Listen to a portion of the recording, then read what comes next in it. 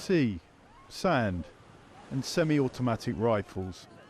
It's the new reality for Mexico's top beach destination, the Caribbean resort of Cancun, a hotspot for spring-breaking Americans and European holidaymakers, but one in which Marines now guard the beaches.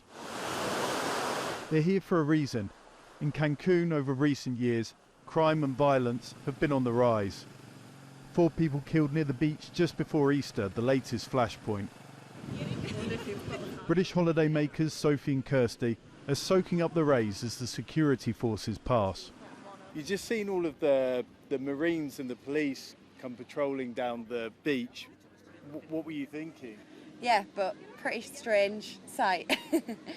I thought there was going to be an altercation or there was something here or a threat or something, the reason that, or maybe preventative measures. I'm definitely cautious, and we were looking around at other people's reactions and seeing if anybody else was reacting, and I'm sure if other people were scared then we'd probably leave, but when you look around it seems pretty normal. The presence of troops here has become normal. A battalion of the National Guard is now stationed on this coast. Authorities know they have to protect the tourist trade at all costs. You'd think that images like this one would have put people off, but tourists keep arriving in Cancun despite a real surge in violence in this town over the last few years. Meanwhile, those living here are facing daily battles. If I'm opening a new business in Cancun, what's the probability that I'm going to be extorted? Well, I think it's going to be like 50-50. Yeah, I think the other day in a meeting they asked like how many of you have suffered any type of extortion. 85% of the businessmen there raised their hand. He should know he's already had a restaurant destroyed by gangsters. Cancun's become a juicy prize for the biggest cartels in the country. They demand that business owners allow them to sell drugs on their premises or simply give them protection money.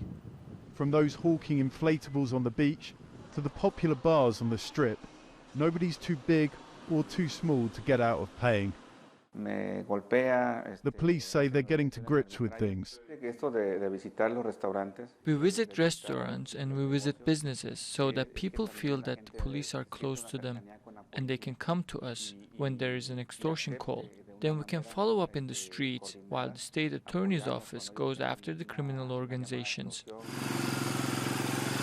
But only one person in Cancun has been tried and convicted for extortion, and they're appealing.